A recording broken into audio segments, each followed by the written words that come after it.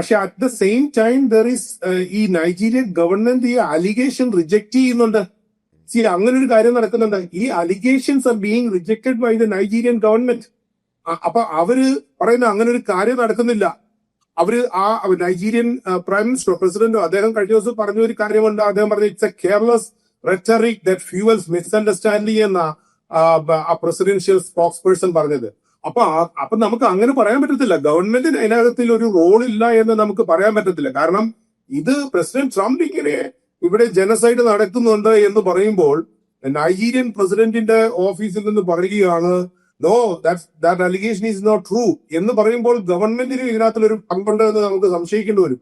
അല്ലെങ്കിൽ അവിടുത്തെ ഗവൺമെന്റ് എന്ന് പറയുന്നതിനപ്പുറത്തായിട്ട് അവിടുത്തെ ലീഡർഷിപ്പിന്, സ്റ്റേറ്റ് ലീഡർഷിപ്പിന് ഇതിനകത്തിൽ പങ്കുണ്ട് എന്ന് നമുക്ക് സംശയിക്കേണ്ടി വരും. ഏതായാലും ഇത് അമേരിക്ക ഇഷ്യൂ ടേക്കപ്പ് ചെയ്തുകൊണ്ട് ഒരു ഇന്റർനാഷണൽ ഫോറത്തിലോട്ട് ഇഷ്യൂ വരും. കാരണം പല രീതിയിലുള്ള റിപ്പോർട്ട്സും പരിപാടിയൊക്കെ വന്നു കഴിയുമ്പോൾ ആ ഗവൺമെൻറ് തന്നെ പല രീതിയിൽ എന്താ അത് ഫർദർ നമുക്ക് കാണാം. ഏതായാലും ഒരു പോസിറ്റീവ് ആകട്ടെ, ജനങ്ങളെല്ലാം ഒരു സേഫ് സോണിൽ ഉണ്ടാകണം. ആൾക്കാർക്ക് ഇഷ്ടമുള്ള മതത്തിൽ അവർ വിശ്വസിക്കുക, അത് അവരുടെ തീരുമാനം.